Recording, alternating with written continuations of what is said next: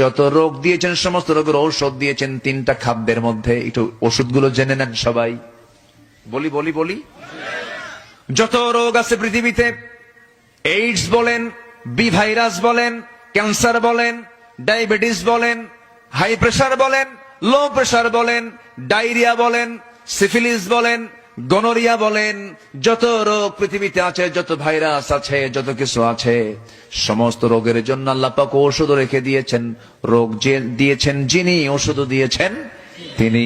ওষুধ আছে, এর মধ্যে শ্রেষ্ঠ ওষুধ হলো তিনটা। একটা হলো চারটা, একটা হলো জমজম। একটা কি? জমজম। সেই পানিটা কোথায় পাওয়া যায়? কোন জায়গায়? সৌদি আরব তো অনেক বড়, বলেন কোথায়?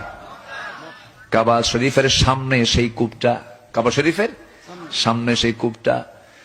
এই কূপ হলো আশ্চর্য কূপ।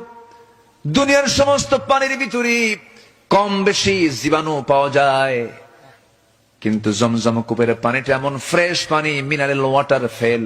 পৃথিবীর সমস্ত পানিগুলো ফেল। এমন পানি এটা আল্লাহ রাব্বুল আলামিন দিয়েছেন, এই পানি পান করলে শুধু তৃষ্ণা নিবারণ হয় না, ক্ষুধাও নিবারণ হয়ে যায়। জমজম কূপের পানি, সব পানি বসে বসে পান করতে হয়, কিন্তু এই পানিটা দাঁড়ায় দাঁড়ায় পান করতে হয়।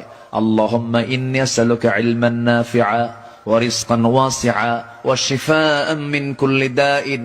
এই দোয়া পড়ে পড়ে রাসূল দাঁড়িয়ে দাঁড়িয়ে পান করেছেন জমজম কূপের পানি। আল্লাহ সবাইকে জমজমের পাশে গিয়ে পানি পান করার তৌফিক দাও।